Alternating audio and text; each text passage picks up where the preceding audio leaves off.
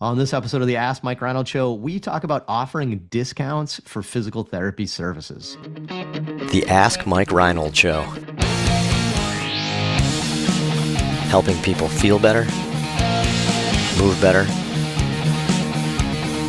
and perform better.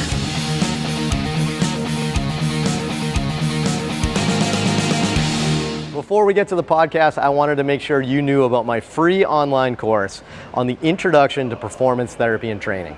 If you want to learn how to get started optimizing and enhancing performance, this is the course for you. Head to mikereinold.com/performance to sign up today. Welcome back, everybody, to the latest episode of the Ask Mike Reinold Show. I'm here with some of the crew from Champion PT Performance answering your questions. We have Mike Scudero, Kevin Coughlin, Dewesh Cordell, Jonah Monlock, and Lenny Macrina here answering your questions. What do we have today for students, Len? We have some lovely students. We have Dan Quillen from Mary Baldwin University. I think DQ, like Dairy Queen, is an obvious nickname. Chris Clary from Anderson University in Anderson, South Carolina. Beautiful area of the country. If you've ever been, Anderson and Greenville is just beautiful this time of year. And Luke Hopper from UAB and Northwest Alabama, the home of Luke Hopper and the Hopper family, if interested. Thank you guys for joining us for the fall. That was great. Great job, Len. All right, who do we have for a question today, students? DQ up? All right. Yes, sir. So we have Maddie from Ontario, and she asked, hey guys, as a private clinic, how do you handle parents and patients asking you as a therapist for discounts for your services? This is happening more and more to me, especially with long-term rehabs like ACL patients who are in the clinic for 9+ months. Do you offer packages for these long-term patients? Do you let them know the full cost of 9+ months of rehab up front so they have time to plan? Any thoughts on how to navigate these conversations would be great. Thanks. That's a good question, Maddie. You know, and it's interesting that I like how you started at the beginning here, that you're seeing it more and more happen to you, which is interesting, which I think is probably going to lead the start of this discussion of this is why you don't do discounts. Right. Right, because where does it end? Your own question. Yeah, I mean, where does it end? But I get it. You're feeling the pressure of it. So, you know, I don't know. I mean, historically, we've been through the same thing, Maddie. So just to make you feel better, we've been through this too. And we're trying to figure out what's the best thing to do. Like, how do we do these sorts of things? But, you know, I don't know. You want to be sensitive to your clientele, obviously, but I think you also have to be sensitive to you, right? And the value that you bring to these people and whether or not they value that as much as you do, right? So, you know, I think that's interesting, but I don't know, Len, we've been through this a little bit with PTs, like, you know, we treat people for a long time, right? I mean, how much do we deal with this discount thing? I feel like it's come up in the past. But... It's come up, but not as much as you think. So we've never really we have people ask, you know, if they know they're coming for a month or 2 months, or they know they're having a big surgery like an ACL. But we never really, I mean, we've never entertained it and we've never done it. And I think we've priced ourselves,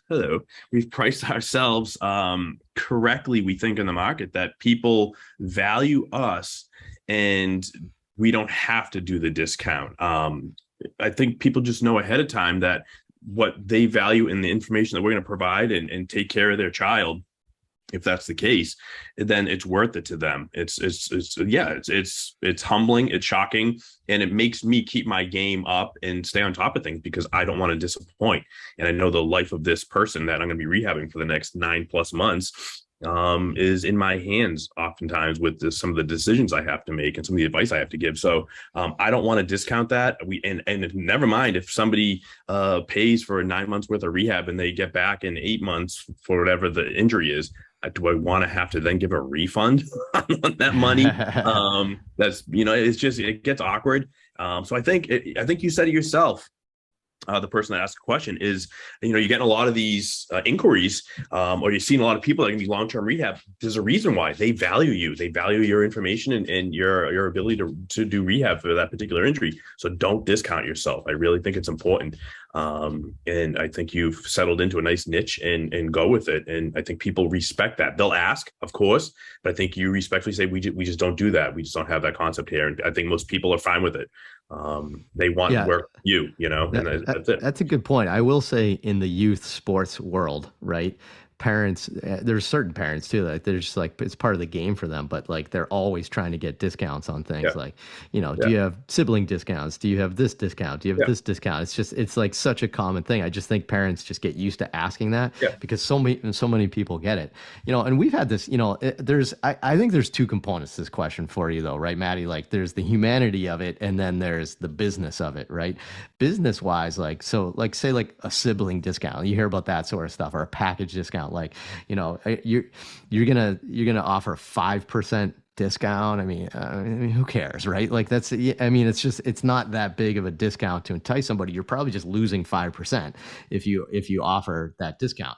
Yeah, I think you would use it from a business perspective when you are trying to drum up business and maybe like your schedule's low or something like that, and you're actually getting started with something. Because what you're doing is you're offering somebody a discount for guaranteeing longevity, right? And if you're early in your career or you're early in this process with that could be a good business move for you. But you do have to be careful. It's a slippery slope because then people are always going to be asking for discounts for everything. And where does it end, right? You're going to keep offering like discounts. The humanity aspect, I get your point. It's almost like you feel bad charging for the service you do. But I mean, you get a haircut every month, right? Or whatever. Although I don't know, Maddie, I don't know what women do. Women, it's not every month, right? But you get haircuts a lot, right? People go to massage all the time. People go to skill instructors like golf instructors or baseball instructors for like lessons, right? Those sorts of things. Like I wouldn't devalue yourself, right? That's not fair to you. And I think that's the component here is you feel bad for the person, right? And you don't want to charge them as much, but you're the one that's then going to technically suffer financially from that because you're giving a discount because you feel bad for charging what you're worth. So keep that in mind. But I don't know. Anybody else have more perspective? Like Dewey, I know like in the gym you deal with this a little bit, but what are some other thoughts about discounts and stuff that you've dealt with? Yeah, no, I mean, you and Lenny definitely, nailed the aspect of it. I think people are just in the habit of asking. I think it's just, kind of part of the thing when you have, let's say, multiple kids or, you have a whole family training with a facility or whatever. Like we get the question about a family discount all the time. I think people are just inclined to ask. And I think if you can make it really awkward, or you can just say no and stick to what your business values are and just move on, and they're still going to train with you and they're going to be fine. They're not going to resent you for it. So I think that first part of the barrier is just being confident in what you provide and the value that you're actually able to demonstrate. But what I want to piggyback off on is what you said towards the end, Mike, of devaluing yourself by offering discounts all the time. I'd argue that you could get into that like slippery slope of eventually cascade effect. You're devaluing the industry, right? If you offer a discount and now you're cheaper than the facility next to you, well, what are they going to do to market? Well, maybe they start lowering their prices.